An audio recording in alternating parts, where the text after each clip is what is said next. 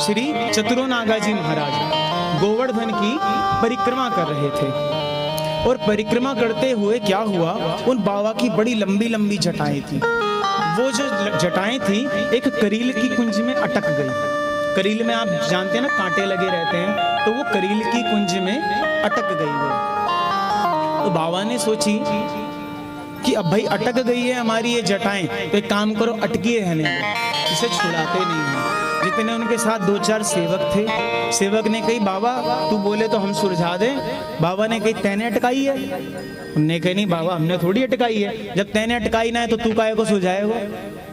तो बाबा तुम सुलझा लो। कहते मैंने भी ना अटकाई है। तो सुलझाएगा कौन? कहते जिसने अटकाई है वही आके सुलझाएगा। अब जो उनके साथ शिष्य थे कुछ देर तो रुके रहे, 1 घंटा 2 घंटा कुछ समय रुके रहे, लेकिन वो भी कब तक इंतजार करते, सबकी सब बाबा को छोड़ के चले गए। महाराज सुबह जटा अटकी थी, संध्या काल हो गई, अभी भी बाबा हिल नहीं रहे। चाहते तो एक जटाई तो थी, सुलझा लेते, कौन सी बड़ी बात थी। लेकिन संत टेढ़े है ना भैया, कैसे काम कर ले सीधो। तो उस समय हमारे श्री ठाकुर जी ने सोचा बाबा सुबह तक खड़ो है, नेक जागू या के मिल आवे।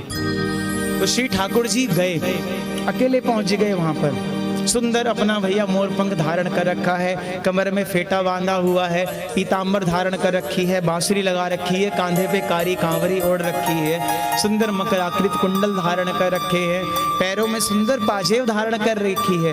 जब चलते हैं तो हमारे श्री ठाकुर जी को कहा जाता है ना, क्या चाल शान अलबेली है, गजराज चले मस्ते मस्ते। ऐसी सुंदर चाल से चलते हुए आए और बाबा ने से पूछी बाबा तू काहे को खड़े हो यहाँ पे? तो बाबा ने कही तो का मतलब मैं काहे को खड़ा हूं यहाँ पे, तो अपने काम पे काम कर। बाबा पहचान ना रहे हैं, जानबूझ के, जाने तो है कौन लेकिन पहचान ना रहे हैं। उन्होंने कहा तू अपने काम पे काम कर। अच्छा बाबा खड़ो क्यों, बता तो सही। ठाकुर जी भी हट करने लगे। उन्होंने कहा मेरी इच्छा में ऐसी खड़ो। अच्छा बाबा तेरी जटा उलझ गई है, तू बोले तो मैं सुलझा दूं। तो बाबा ने कही तैने उलझाई है? अब ठाकुर जी तो सब करने वाले हैं। कहते हाँ मैंने उलझाई है। कहते तू कौन? कहते मैं श्री कृष्ण। कहते वाह, ये 5 रुपया को मोर पंख लगा लियो, 10 रुपया की बांसुरी लगा ली, बन गो श्री कृष्ण। मैं कैसे मान लूं तू श्री कृष्ण है? बताओ, ठाकुर जी साक्षात सामने से आकर कह रहे हैं मैं कृष्ण हूं, उसके बाद भी बाबा नहीं मान रहे हैं। और ठाकुर जी सोचने लगे ऐसे टेढ़े वक्त तो हमने भी ना देखे कि हमारी बात को ना मान रहे हैं। अब ठाकुर जी ने सोची कैसे मनाई जाए। ठाकुर जी गए, अपने 4-5 ग्वाल बालों को बुला के लाए, सबको बता दी भैया, बता दियो मैं कौन हूँ, मैं नंदन यशोदा नंदन श्री कृष्ण हूँ, बता दियो बाबा थे। तो सबने ग्वाल बालन ने कहा ठीक है तू लाला जो बोलेगा हम बता देंगे। अब पहुंच गए सब ग्वाल बालों को लेके, कहे बाबा देख मैं अपनी गवाही देने के लिए लेकर आया हूँ अपने सब ग्वाल बालों को। हाँ ग्वाल बाल सब बताओ मैं कौन हूँ। सबने एक स्वर में कही भैया यही नंदन यशोदा नंदन श्री कृष्ण है। बाबा ने कही वाह, तेरो जैसो हटी बालक मैंने ना देखो। पहले तो खुद किराए के तू सामान लेके कृष्ण बन गो, अब तू इन सबको माखन मिश्री की लालच में तू इनको और लेकर आ गए, तू इनते झूठ बुलवा रहे है। बाबा फिर ना माने।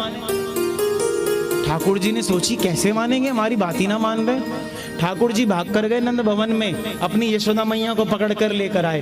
कहते अगर मेरी मैया कह देगी तो हो ना हो बाबा जरूर बात माने ले। और मैया को ला के कहते बाबा देख ये मेरी यशोदा मैया है, मैं यहाँ को छोरा कृष्ण हूँ, तू पूछ ले आते। तो यशोदा मैया ने भी कही अरे मैं ही यशोदा हूँ और यही मेरे पुत्र श्री कृष्ण है। अब संत टेढ़े सो टेढ़े उनने कह दी, उनने फिर ये बात की तेरो जैसो दुष्ट बालक मैंने ना देखो। पहले तू किराए पे ग्वाल बालों को लेकर आया, तो किराए पे मैया को और लेकर आ गए यहाँ पर, क्या भाग जाए यहाँ से।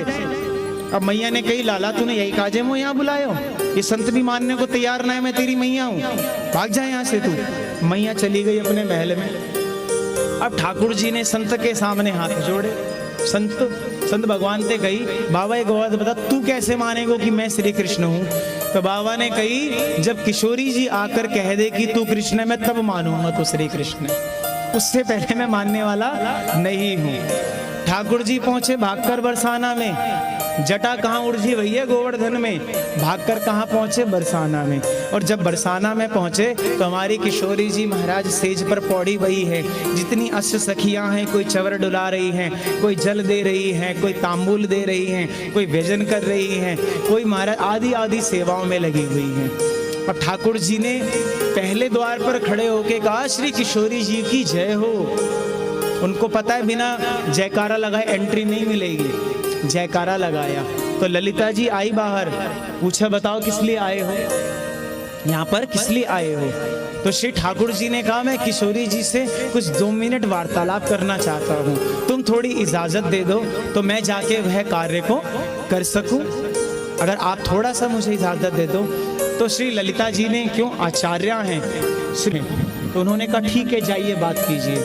किशोरी जी पौड़ी हुई हैं आराम से। तो हमारे श्री ठाकुर जी ने किशोरी जी से कही कि तुम क्या नेक मेरे संग गोवर्धन चल सको।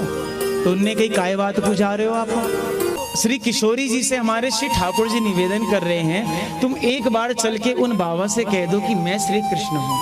तो किशोरी जी ने कही, भाई हमारे तो चरण दर्द कर रहे हैं, हम कैसे चल दें आपके साथ। तो ठाकुर जी ने कही, तुम चिंता मत करो, मैं तुम्हारे चरण दबाता हूँ। तो हमारे श्री ठाकुर जी वहीं पर सेज पे पौड़ी भाई किशोरी जी के चरण दबा रहे हैं। कुछ चरण दबाए तो किशोरी जी को कहा अब थोड़ी राहत मिली। किशोरी जी ने कहा हाँ अब थोड़ी राहत मिली, अब चलिए। महाराज किशोरी जी कुछ दूर चला करती हैं, फिर बैठ जाती है, कहती हमारे चरण को दर्द हो रहा है, फिर से तुम दबाओ। तो बार बार ये सेवा करवाया करती हैं, क्योंकि भैया जब हमें किसी की जरूरत होती है ना तो वो व्यक्ति भी नेक थोड़ा भाव खावे। तो किशोरी जी को पता है मेरे जाए बिना इनको काम होएगा ना, तो नेक जितनो भाव खानो भी खा लो। तो खूब बरसाना से गोवर्धन आने के रास्ते में 10-20 बार बिठा के चरण दबवा लिए, खूब चरण दबवा लिए उनके आराम से। अब जब आ गई और सामने वो साधु महात्मा श्री चतुरनागा जी महाराज खड़े हैं, तो उन महात्मा से कहते, ले बाबा तू कह रहे हो तो किशोरी जी आके कह देंगी। तो किशोरी जी आ गई हैं। तो किशोरी जी ने कही, यही हमारे प्राणेश्वर रास रासेश्वर श्री कृष्ण हैं। तो बाबा ने कही, ये तो मुझे पहले से पता थी ये श्री कृष्ण है। अब तो ठाकुर जी जो अपनी नजरें तर्रा के देखें, क्यों रे बाबा जब तो पहले से पता थी मैं श्री कृष्ण हूँ, तेने काय को ये सब इतना ड्रामा कियो, तेने काय को ये सब कियो। तो हमारे श्री वो चतुरनागा जी महाराज जो खड़े थे वो क्या कहते हैं श्री कृष्ण से कि अगर मैं पहले कह दे तो पहले ही मान ले तो तू श्री कृष्ण है, तो मोए का तेरे ग्वाल बाल के दर्शन होते नाए होते, मोए का तेरी यशोदा मैया के दर्शन होते नाए होते, अरे मोए तेरे संग क्या किशोरी जी के दर्शन होते नाए होते। या हमारे मैंने पहले ना मानी, और अब मैं तुम मोए कुछ देना चाहो तो ये दे दो कि जिस स्वरूप से तुम मेरे सामने युगल रूप में खड़े हो, सदैव मेरे सामने ऐसे ही विराजमान हो। तो हमारे श्री ठाकुर जी उनके सामने ऐसे ही विराजमान हो गए। और वह जो विग्रह श्री राधा कृष्ण का है वो आज भी भरतपुर में विराजमान है, जिसको हम सब लोग वृंदावन बिहारी के नाम से जानते हैं। हमारे वृंदावन में तो बांके बिहारी हैं, लेकिन भरतपुर में एक मंदिर है जिसका नाम है वृंदावन बिहारी। और वो वृंदावन बिहारी कहाँ पर प्रकट हुए ठाकुर जी हैं, इसी गोवर्धन के प्रकट हुए। कभी अवसर मिले तो वहां जरूर जाना। वो हमारे श्री ठाकुर जी कहाँ के हैं, हमारे यही ब्रज के ठाकुर जी।